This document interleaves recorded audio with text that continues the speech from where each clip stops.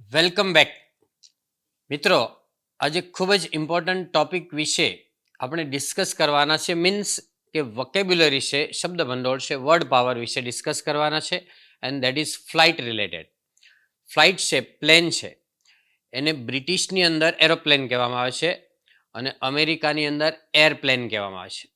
બાકી ફ્લાઇટ અથવા પ્લેન છે, દરેક જગ્યાએ આ શબ્દ ચાલે અને સમજે લોકો. હવે આપણે ડોમેસ્ટિક ફ્લાઇટમાં જવું હોય એટલે આપણા કન્ટ્રીની અંદર જે ફ્લાઇટ ચાલતી હોય એ ડોમેસ્ટિક ફ્લાઇટ, અથવા તો ઇન્ટરનેશનલ ફ્લાઇટ એટલે કન્ટ્રીની બહાર જવું હોય, ઓવરસીઝ જવું હોય તો ઇન્ટરનેશનલ ફ્લાઇટ છે. એ બેમાંથી જેનું બુકિંગ કરવું હોય તો આપણે બુકિંગ એજન્ટ પાસે જઈએ, ટ્રાવેલ એજન્ટ પાસે જઈએ અને કહીએ કે I want to book A ticket, કે મારે આ ટિકિટ કરાવી છે, બુક કરાવી છે. તો એ લોકો આપણને કહેશે કે ડોમેસ્ટિક ફ્લાઇટ છે, ઇન્ટરનેશનલ ફ્લાઇટ છે, એટલે આપણે એ કહીએ.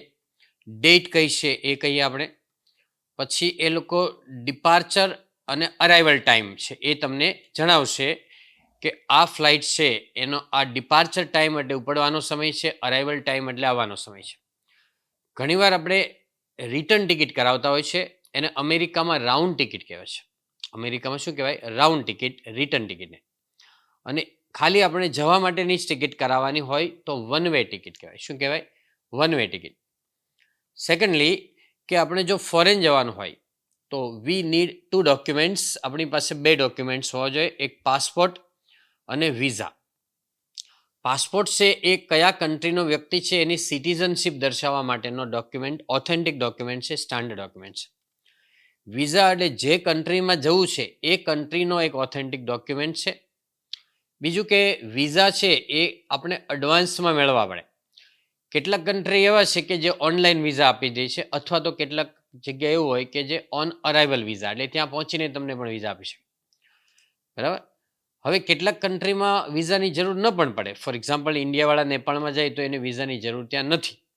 એટલે અમુક કન્ટ્રીઝ હોય જે નેબરિંગ કન્ટ્રીઝ, એમાં કદાચ વિઝાની જરૂર ક્યારેક ન પણ પડે. હવે આપણે ટિકિટ બુક કરાવીએ, બરાબર, પછી આપણને એ બધી વસ્તુઓ સમજાવશે, જે અરાઇવલ છે ટાઈમ, ડિપાર્ચર ટાઈમ છે, ફ્લાઇટ કઈ છે, બરાબર. એરફેર એટલે ભાડું શું છે. ભાડું શું કહેવાય? એરફેર એટલે ટિકિટનો રેટ શું છે. પછી આપણે જ્યારે એરપોર્ટ પર જઈએ 2 થી 3 કલાક અગાઉ જવાનું હોય છે ત્યાં, બરાબર. ત્યાં જઈને આપણે ચેક ઇન ટાઈમ છે એ જોઈ અને અંદર પ્રવેશ કરીએ એટલે સ્ક્રીનની અંદર આપણે લખેલું હોય છે કે આપણો ચેક ઇન ટાઈમ માટે કયા ડેસ્ક પર જવાનું છે.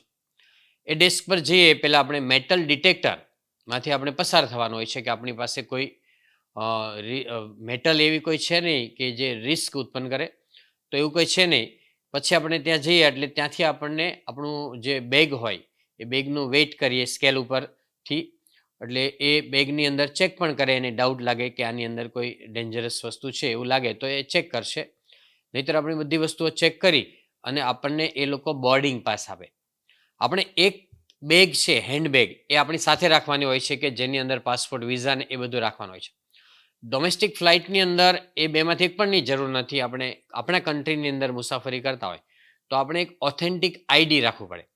માનો કે ડ્રાઇવિંગ લાઇસન્સ છે, આધાર કાર્ડ છે, પાન કાર્ડ કદાચ ચાલી જાય, બરાબર. તો આવું ગવર્મેન્ટ અપ્રુવડ એક ડોક્યુમેન્ટ્સ હોવું જોઈએ કે જેની અંદર ફોટો હોય અને એડ્રેસ હોય, બરાબર. તો આવું બીજું પણ હોઈ શકે. માનો કે સ્ટુડન્ટ્સ હોય તો એના સ્કૂલ કોલેજનું આઈ કાર્ડ પણ ચાલે. તો આ રીતે આપણી પાસે એક આઈ કાર્ડ એ ડોમેસ્ટિક ફ્લાઇટમાં હોવું જોઈએ. અને બહાર જવું હોય તો આપણો પાસપોર્ટ અને ફોરેન કન્ટ્રી જેમાં જવું છે એનો વિઝા હોવો જોઈએ. હવે આપણને બોર્ડિંગ પાસ મળે એટલે આપણે લાઉન્જ, એટલે ત્યાં મોટી એક સરસ મજાની જગ્યા હોય, ખુલ્લી પરસાળ ઓસરી કહીએ એવી જગ્યાની અંદર બેસવાનું હોય છે.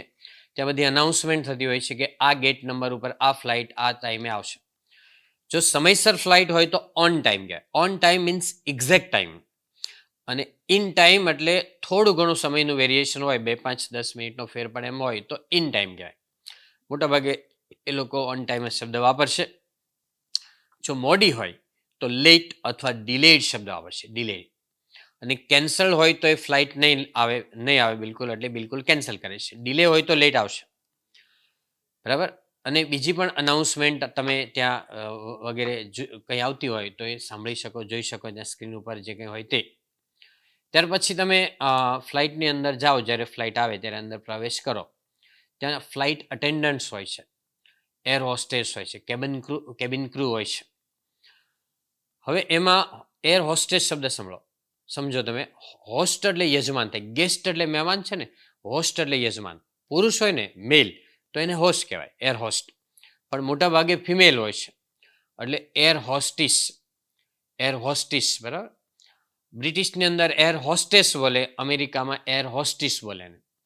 તો એ આપણને હેલ્પ કરે. ત્યાં અંદર પ્રવેશતા આપણે જે સીટ હોય એમાં 3 પ્રકારની સીટ આવે. એક ફર્સ્ટ ક્લાસ, એ સૌથી ધ મોસ્ટ એક્સપેન્સિવ હોય અને મોસ્ટ કમ્ફર્ટેબલ પણ હોય, એકદમ આરામદાયક અને ખૂબ કિંમતી ટિકિટ હોય છે, મોંઘી ટિકિટ હોય છે, ફર્સ્ટ ક્લાસ.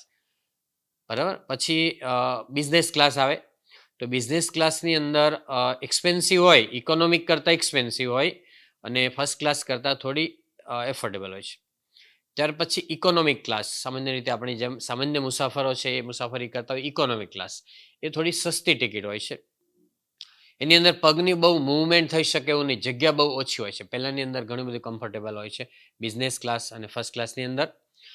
હવે 3 સીટો હોય એક સાઈડમાં, 2 સીટ હોય. ઘણીવાર તમે 2x3 બસમાં બેઠા હોય એટલે એની જેવું હોય છે. હવે 3 સીટ હોય ને, એક વિન્ડો સીટ હોય, એક મિડલ સીટ હોય અને એક આઇલ સીટ હોય. આઇલ એટલે પેસેજ છે. બરાબર. પેસેજ બાજુની જે સીટ છે એ આઇલ સીટ કહેવાય. શું કહેવાય એને? Isle seat. તો એમાંથી જે સીટ હોય એ તમે તમારી સીટ એ લઈ શકો, અથવા તો તમે ફ્લાઇટ અટેન્ડન્ટ છે એની તમે હેલ્પ લઈ શકો જ્યાં જે કંઈ જરૂર પડે ત્યાં. ફ્લાઇટ છે ઉડ્ડયન કરે એને ટેક ઓફ કહેવાય. શું કહેવાય? Take off. અને લેન્ડ એટલે ઉતરાણ કરવું. શું કહેવાય?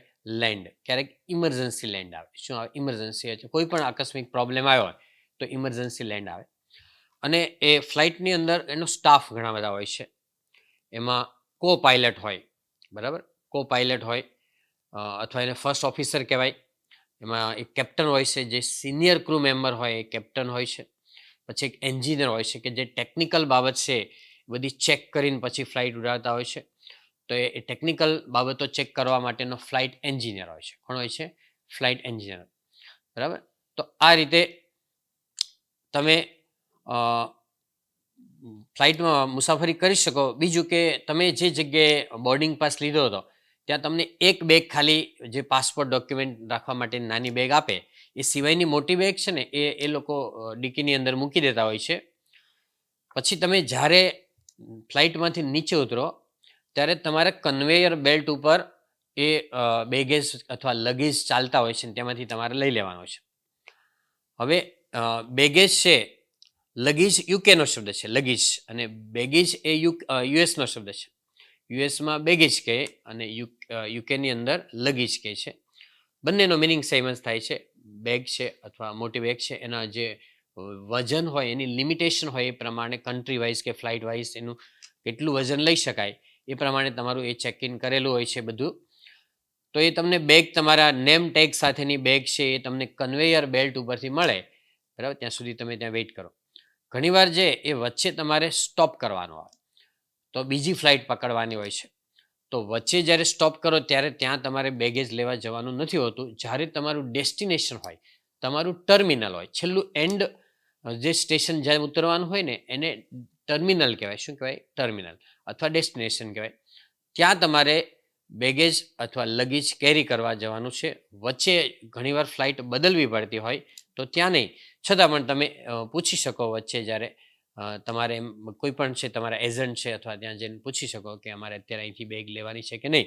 પણ મોસ્ટલી તમારે લાસ્ટ ડેસ્ટિનેશન ઉપર તમારી બેગ છે એ ડાયરેક્ટ તમને ત્યાં મળી જશે. Okay, so that's all. Keep learning, keep sharing. મિત્રો, વિડીયો ગમે તો લાઈક કરો, શેર કરો, ચેનલને સબસ્ક્રાઈબ કરો. થેન્ક્સ અ લોટ.